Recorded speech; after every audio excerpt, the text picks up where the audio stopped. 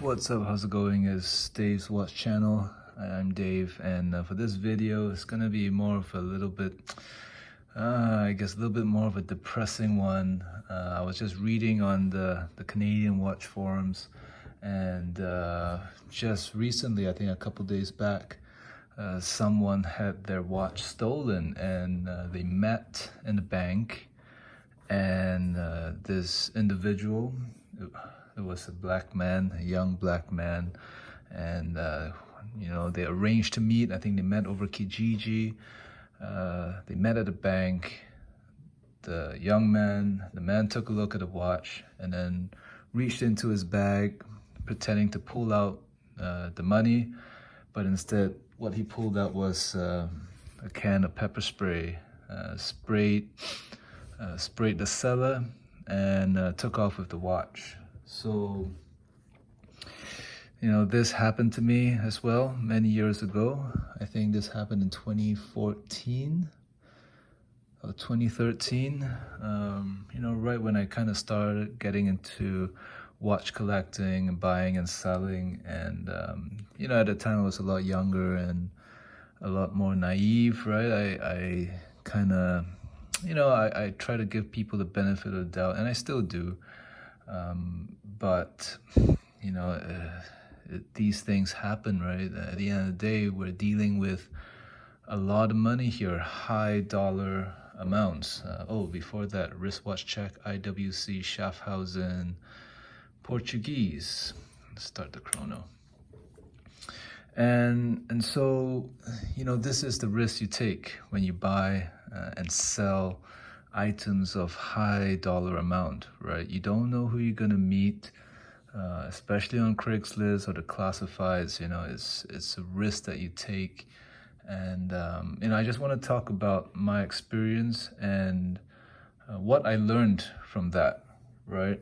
I think, if you're a watch dealer of some sorts, getting robbed or getting mugged is always your biggest fear, right? Maybe you could even call it a rite of passage. I don't want anybody to go through that or experience that. It's totally unnecessary, but until it happens to you, it's very hard to take the necessary precautions. But I'll just reflect on my experience and what I would have done differently in hindsight. And my biggest advice when you meet someone for the first time, right? When you're about to make a deal, shake their hand, look them in the eye. And, I remember when I met this he was a East Indian boy at the time. He was a pretty young guy in his early 20s. He was dressed all pimped up in Gucci, and just trying very hard to show that he had the resources and the means to go through this transaction. And that in itself was a red flag, right? If you see someone who dresses ostentatiously, trying to send a message that, hey, I can afford to buy your watch, then that's a huge red flag, right? Because any sensible potential buyer with that much cash in hand will not want to draw that much attention to himself. So anyway, right, if you find a guy who's dressed really, dressed a little bit over the top, with like designer stuff, in your face kind of designer attire and accessories, is probably fake. And so that should give you a warning sign. The other one, of course, you shake his hand and look him in the eye. He could not look me in the eye, and when I shook his hand was limp. It was so weird. I squeezed his hand. There was no reciprocation. There was no pressure. It was just limp. His hand was just limp.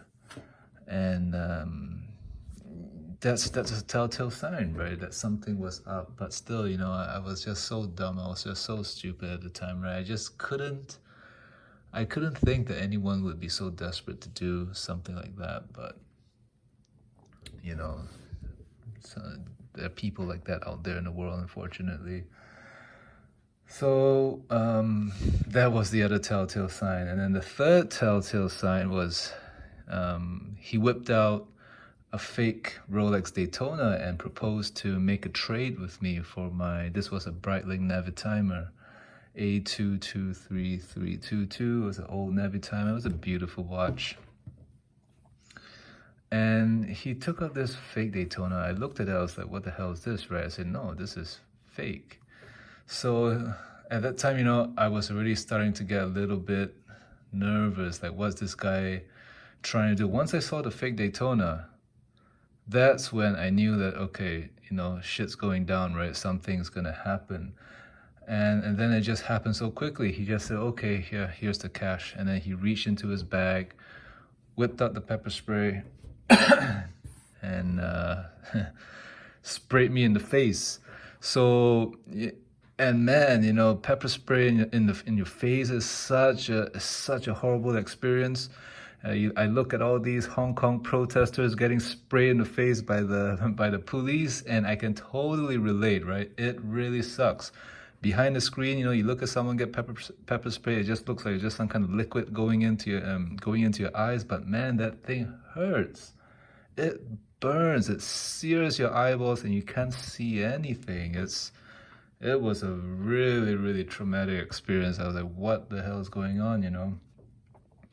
I remember I gave chase. This was in Oak Ridge Mall in Vancouver. And we were in the food court, and I gave chase to him. I chased him all the way to Canby Street, and he had a getaway car. It was a white BMW. I remember the license plate to be 337SHR, and there was someone waiting for him. He had an accomplice. So he jumped in the car, and then they drove off, and that was the last I saw of them. Soon after, the ambulance came, and they doused me with baby oil, and and that was about it, right? That was that, and I forget. And then I had to get back into my car and drive back home. Oh man, that was a really, really crappy day, and it happened to me, and it could easily happen to you, right? If you're selling high value items on Craigslist or Kijiji, it's a risk that you run. You don't know who you're gonna meet. So what kind of precautions do I take right now? Right, I think buying watches is a lot easier than selling the watches, right? Because you're buying the watches, you don't really have to have the cash on you. You can always go meet at a bank. It's the seller who really takes the bigger risk, right? When they have the actual item on them. So when it comes to buying, my biggest concern is really the authenticity of the watch or the condition of it, whether the watch is genuine, does it need servicing. So that's all fine. But when I'm selling the watch, that's when I get a little bit more, I take a lot more precautions, right? Right now, believe it or not, I actually meet people at the coffee shop downstairs of my apartment. I know it's not a bank or a police department, but I meet them there. I don't have the watch with me. It's upstairs in my apartment, right? I just get talking to them. Just make sure they all check out, right? Have a conversation, shake their hand, look them in the eye, size them up, see if they are for real. And this actually, the meeting comes after a lot of liaison, through emails, texts, phone calls. You just have to keep talking, be in constant communication, talk about watches. If the person is going to buy something that's, in the thousands of dollars, he will know, he will have a certain amount of knowledge on the product and alternatives, right? Because, let's say If he was buying a chronograph, a Speedmaster, he would have also looked into other chronographs like, this IWC Yachtmas, IWC Portuguese, or a Navy Timer, or other variants of Speedmasters, where he would know the movements, he would know the model, the specific models, he should know what the price should be. He should be able to talk watches, right, if he's buying a pre-owned piece. So you got to have that conversation and just get talking to the potential buyer, right? And then you go meet the person and just do the deal, right? You can go do the deal in the bank afterwards, or a bank nearby. But you just gotta check the person out, right? And that comes with meeting with the person with nothing on you initially. So yeah, on the watch forums is a lot better, right? In the watch forums, if you deal with someone who has provenance, right? Who's active in the watch community, then my concerns are a lot less, right? Because they kind of check out, right? The watch forums are pretty good, so I don't have any reservations or apprehensions when it comes to meeting people who are on the watch forums, right? The people I'm most wary of are those who contact me via email, on Craigslist, and those are the scary ones.